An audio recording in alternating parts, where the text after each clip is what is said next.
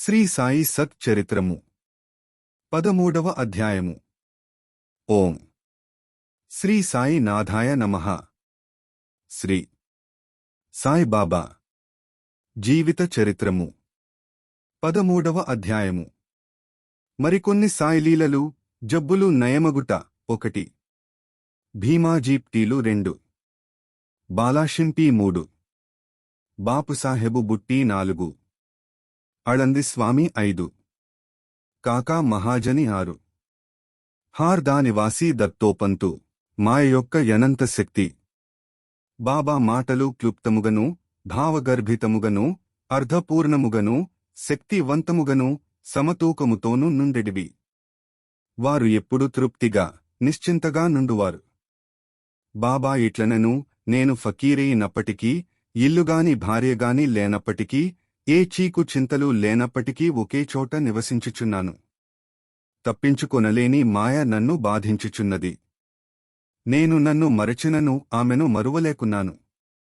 ఎల్లప్పుడూ ఆమె నన్నావరించుచున్నది.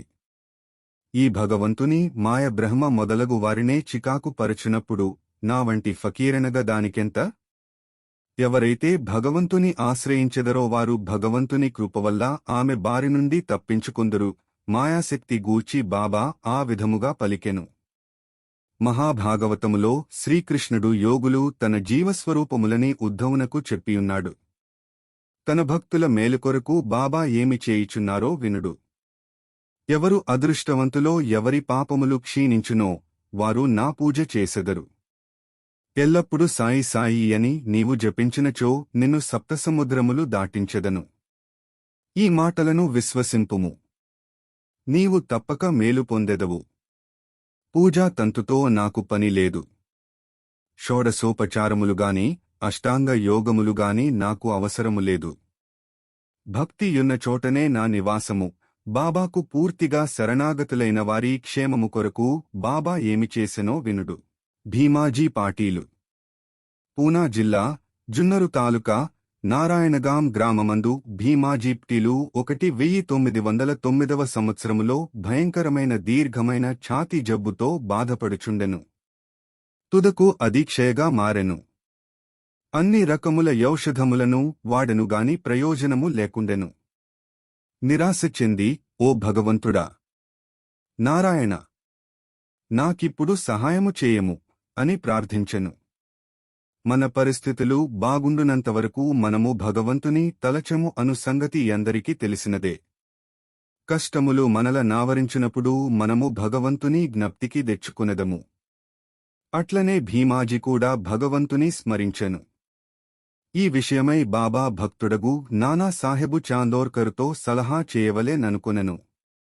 కావున వారికి తన జబ్బు యొక్క వివరములన్నీయు దెలుపుచూ నొక లేఖ వ్రాసి యతని అభిప్రాయమడిగెను. బాబా పాదములపై బడి బాబాను శరణు వేడుకునుటయొక్కటే యారోగ్యమునకు సాధనమని నానాసాహెబు చాందోర్కరు జవాబు వ్రాసెను. అతడు నానాసాహెబు సలహాపై ఆధారపడి షిరిడీ పోపుటకేర్పాటు లన్నీయు చేసెను. అతనిని షిరిడీకి తెచ్చి మసీదులోనున్న బాబా ముందరబెట్టిరి. నానాసాహెబు శ్యామగూడ నచ్చట ఉండిరి. ఆ జబ్బువాని గత జన్మ పాపకర్మల ఫలితమని చెప్పి దానిలో జోక్యము కలుగజేసికొనుటకు బాబా ఇష్టపడకుండెను. కాని రోగి తనకు వేరే దిక్కులేదనియు, నందుచే చివరకు వారి పాదముల నాశ్రయించితిననియు మొరపెట్టుకుని వారి కటాక్షమునకై వేడుకునెను. వెంటనే బాబా హృదయము కరిగెను.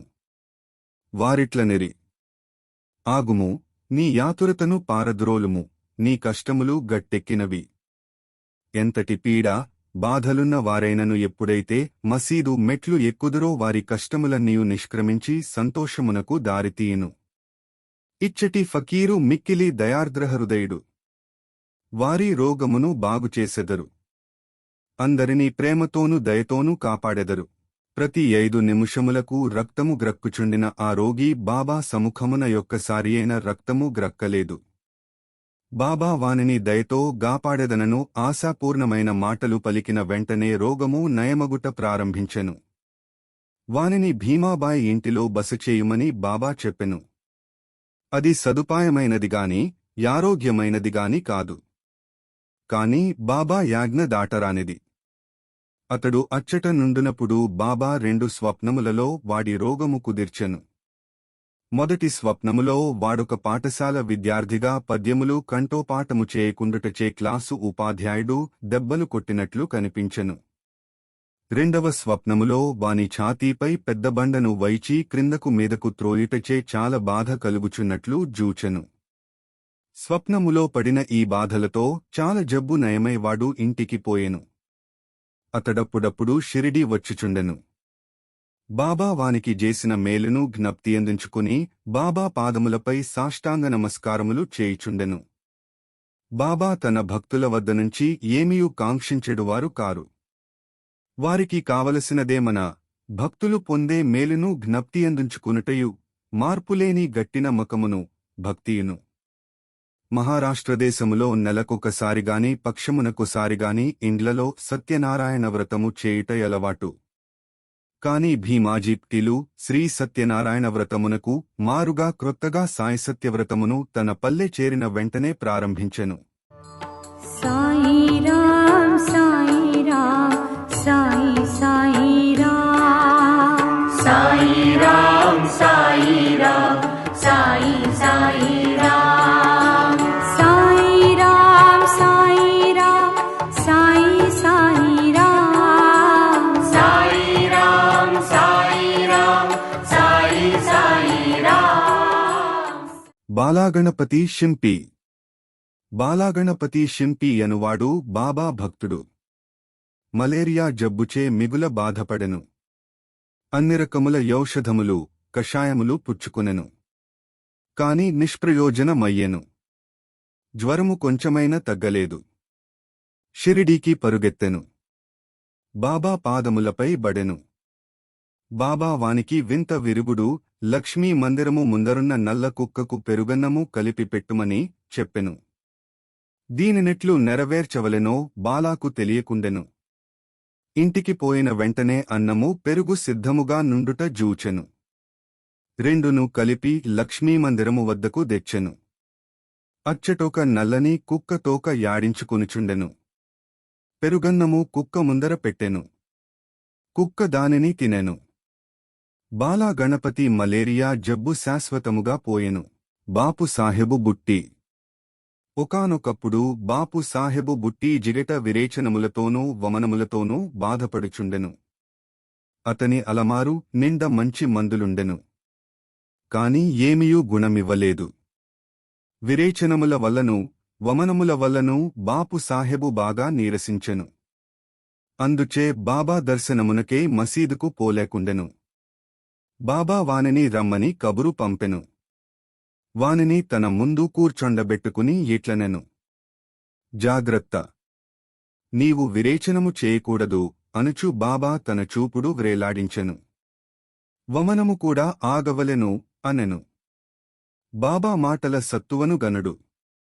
వెంటనే ఆ 2 వ్యాధులు పారిపోయెను. బుట్టి జబ్బు కుదిరెను. ఇంకొకప్పుడు అతడు కలరాచే బాధపడెను. తీవ్రమైన దప్పికతో బాధపడుచుండెను. డాక్టరు పిళ్ళే ఎన్ని యౌషధములను ప్రయత్నించెను, కాని రోగము కుదరలేదు. అప్పుడు బాపు సాహెబు బాబా వద్దకు వెళ్లి ఏ యౌషధము పుచ్చుకొనినచో తన దాహము పోయి జబ్బు కుదురునని సలహా అడిగెను. బాదము పప్పు, పిస్తా, అక్రోటు నానబెట్టి పాలు చక్కెరలో ఉడికించి ఇచ్చినచో రోగము కుదురునని బాబా చెప్పెను. ఇది జబ్బును మరింత హెచ్చించునని ఏ డాక్టరైనను చెప్పును. కాని బాపు సాహెబు బాబా యాజ్ఞను శిరసావహించెను. పాలతో తయారుచేసి దానిని సేవించెను. వింతగా రోగము వెంటనే కుదిరెను. ఆడంది స్వామి. ఆడంది స్వామి.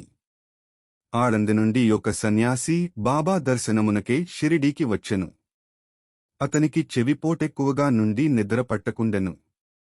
వారు శస్త్రచికిత్స కూడా చేయించుకునిరి. కాని వ్యాధి నయము కాలేదు.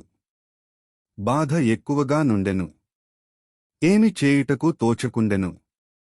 తిరిగిపోవున్నప్పుడు బాబా దర్శనమునకే వచ్చెను. అతని చెవిపోటు తగ్గుటకేదైన చేయుమని శ్యామ ఆ స్వామి తరపున బాబాను వేడుకొనెను. బాబా అతని నిట్లు ఆశీర్వదించెను. అల్లా అచ్చా కరేగా, భగవంతుడు నీకు మేలు చేయును. స్వామి పూనా చేరెను. ఒక వారము రోజుల పిమ్మట షిరిడీకి ఉత్తరము వ్రాసెను. చెవిపోటు తగ్గెను, కాని వాపు తగ్గలేదు. వాపు పోగొట్టుకునుటకై శస్త్రచికిత్స చేయించుకునవలెనని బొంబోయి వెళ్ళెను. డాక్టరు చెవి పరీక్ష చేసి శస్త్రచికిత్స యనవసరమని చెప్పెను. బాబా వాక్కుల శక్తి అంత అద్భుతమైనది. సాయిరాం సాయిరాం సాయి సాయిరాం సాయిరాం సాయిరాం సాయి సాయిరాం సాయిరాం సాయిరాం సాయి సాయిరాం సాయిరాం సాయిరాం సాయి సాయిరాం. కాకా మహాజని. కాకా మహాజని యను నింకొక భక్తుడు గలడు. అతడు నీళ్ల విరేచనములతో బాధపడుచుండెను. బాబా సేవకాటంకము లేకుండునట్లు ఒక చెంబునిండా నీళ్లు పోసి మసీదులో నొకమూలకు పెట్టుకునెను. అవసరము వచ్చినప్పుడెల్ల పోవుచుండెను. బాబా సర్వజ్ఞుడగుటచే కాకా బాబాకేమి చెప్పకే బాబాయే త్వరలో బాగుచేయునని నమ్మెను. మసీదు ముందర రాళ్లు తాపన చేయుటకు బాబా సమ్మతించెను. కావున పని ప్రారంభమయ్యెను. వెంటనే బాబా కోపోద్దీపితుడై బిగ్గరగా నరచెను. అందరూ పరుగెత్తి పారిపోయిరి. కాకా కూడా పరుగెడ మొదలెడెను. కాని బాబా అతనిని పట్టుకుని ఎచ్చట కూర్చుండబెట్టెను. ఈ సందడిలో నెవరో వేరుశనగ పప్పుతో చిన్న సంచిని అచ్చట విడిచి పారిపోయిరి.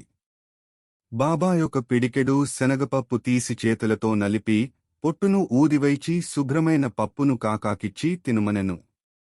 తిట్టుట, శుభ్రపరచుట, తినుట ఒకేసారి జరుగుచుండెను. బాబా కూడా కొంత పప్పును తినెను. సంచి ఉత్తది కాగానే నీళ్లు తీసుకునిరమ్మని బాబా కాకాను ఆజ్ఞాపించెను. కాకా కుండతో నీళ్లు తెచ్చెను. బాబా కొన్ని నీళ్లు త్రాగి కాకాను కూడా త్రాగుమనెను. అప్పుడు బాబా ఇట్లనెను: నీ నీళ్ల విరేచనములు ఆగిపోయినవి. ఇప్పుడు నీవు రాళ్లు తాపనజేయు పనిని చూచుకునవచ్చును. అంతలో పారిపోయిన వారందరూ వచ్చిరి. పని ప్రారంభించిరి.